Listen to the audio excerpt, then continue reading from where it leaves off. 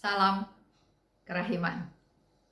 Hari ini tema kerendahan hati yang kita mau bahas adalah dengan judul Di Tempat Terakhir. Kita bisa baca di 201. Suster Faustina katakan, "Aku ingin menyembunyikan diriku sedemikian rupa sehingga tidak ada satu makhluk pun yang dapat mengetahui hatiku." Dia begitu rendah hatinya, dia nggak mau ketahuan oleh satu manusia pun isi hatinya. Waktu itu dia memang sedang terluka, jiwanya terluka. Karena sudah berusaha bersikap tulus, tapi sesama suster menganggapnya dia bukan tulus, tapi munafik. Dan teman-teman di dalam biara tersebut nggak percaya apa yang dikatakan oleh Suster Faustina. Kita bisa baca ya di nomor 200. Itu yang menyebabkan dia menderita, terluka. Dia tulus, dibilangnya munafik. Dia mengatakan yang sebenarnya, tapi teman-temannya tidak percaya sehingga hatinya terluka. Tapi luka hatinya ini dia nggak mau orang lain tahu.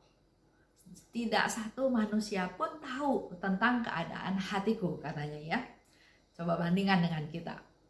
Kalau kita diperlakukan seperti itu, tulus, saya sudah melakukannya dengan tulus.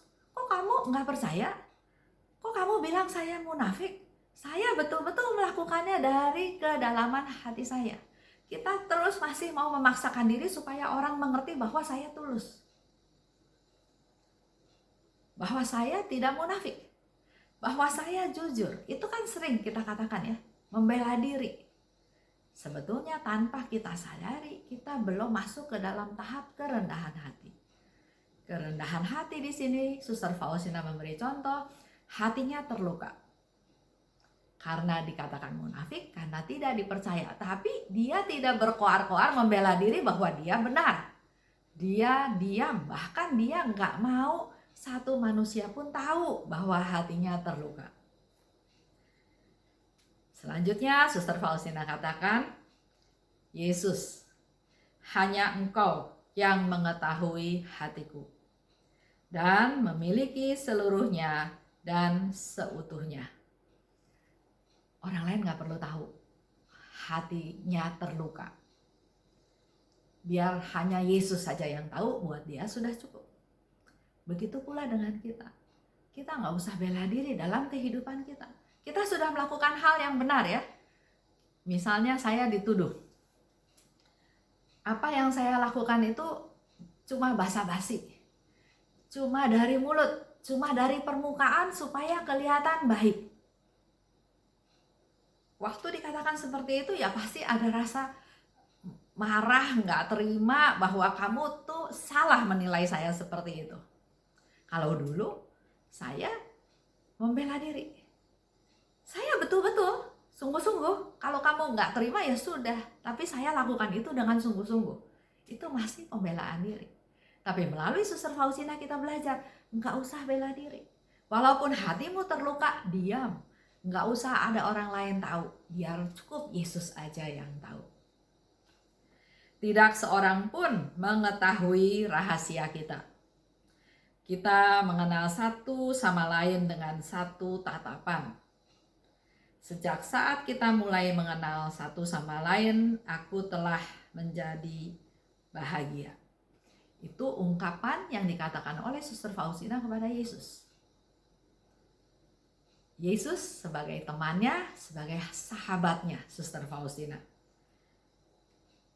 Jadi itulah yang menjadi satu hal yang membuat dia kuat. Dengan satu tatapan, Suster Faustina tahu Yesus mengasihi dia. Dengan satu tatapan, Suster Faustina juga tahu bahwa Yesus tahu hatinya terluka.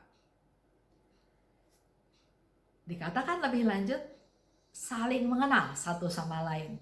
Suster Faustina tahu Yesus mengasihi dia, dan Yesus juga tahu Suster Faustina mengasihi Yesus. Dan dengan situasi itu aja dikatakan oleh Suster Faustina, aku merasa bahagia. Keagunganmu memenuhi hatiku. Oh Yesus, ketika aku berada di tempat yang paling bawah, yang lebih rendah dari para postulan, juga yang paling muda di antara mereka, aku merasa bahwa aku berada di tempat yang tepat. Bandingkan lagi dengan kita. Kita selalu ingin di tempat yang paling bagus, paling depan, paling kelihatan. Dan kadang kita suka merasa berhak duduk di situ. Beda dengan Suster Faustina, justru dia merasa paling nyaman, paling tepat, paling cocok buat dia di tempat yang paling bawah, lebih rendah dari para postulan. Pada waktu itu Suster Faustina sudah jadi suster ya. Juga lebih rendah dari yang paling muda. Mungkin di biara itu ada tingkatan-tingkatannya. Tapi di situ dia katakan, aku merasa bahwa aku berada di tempat yang tepat. Bukan terpaksa duduk di tempat yang rendah dengan bersungut-sungut, dengan ngomel, dengan marah-marah, tapi justru dia merasa nyaman. Itulah tempatku yang paling tepat. Aku tidak tahu bahwa Tuhan telah menempatkan begitu banyak kebahagiaan di sudut-sudut kecil yang tidak mencolok ini. Nah, pada saat Suster Faustina duduk di tempat yang paling rendah dan dia merasa tempat itu cocok buat dia, justru pada saat itulah dia mengalami kebahagiaan yang Tuhan tempatkan di sudut-sudut kecil yang tidak mencolok tersebut. Waktu saya baca tulisan ini ya, saya bandingkan dengan apa yang saya alami waktu itu di gereja di Bali. Saya pergi ke gereja di Bali pada waktu itu Paskah ya, Paskah. Pasti rame, tempatnya rame dan harus antri, dan waktu itu masih masa pandemi. Jadi ada prokes, ada banyak hal yang harus dilewati. Waktu itu misa memang belum mulai, tapi karena yang datang umatnya banyak sekali, jadi akhirnya saya kebagian duduk di lapangan terbuka. Jadi hanya bisa melihat melalui TV ya, dari jauh. Nah, setelah upacara di depan, terus kemudian masuk ke dalam. Nah, pada waktu masuk ke dalam, umat yang duduk di pelataran parkir di udara terbuka itu dipersilahkan untuk boleh masuk. Jadi kita semua berbondong-bondong masuk. Tetap memperhatikan prokes ya, tapi tetap kita berbondong-bondong masuk ke dalam ruangan-ruangan yang ada di dalam gereja tersebut. Jadi di gereja itu dipasang TV, bukan hanya di lapangan terbuka, tapi ada di aula, juga ada di ruangan tertentu ya, dan kita masuk, diarahkan untuk masuk ke salah satu ruangan tersebut. Waktu saya masuk, juga di ruangan tersebut sudah penuh. Saya tamu kan di sana, jadi saya tidak familiar dengan keadaan gereja tersebut. Tapi terus kemudian saya melihat di sudut kiri depan, di pojok, ada 2 tempat duduk kosong. Jadi saya pergi ke sana, ke di sudut kiri depan ya. Kita di ruangan itu melihat layar TV yang cukup besar. Mula-mula saya berpikir, waduh kok tempatnya di sudut ya. Tapi setelah saya duduk di sana, justru saya menikmati kesendirian saya. Di pojok, nggak banyak orang, setengah menghadap tembok, tapi justru di situ merasakan kebahagiaan atau kelebihan yang nggak saya rasakan di tempat lain. Jadi waktu baca apa yang dikatakan oleh Suster Faustina, bahwa Tuhan telah menempatkan begitu banyak kebahagiaan di sudut-sudut kecil yang tidak mencolok ini.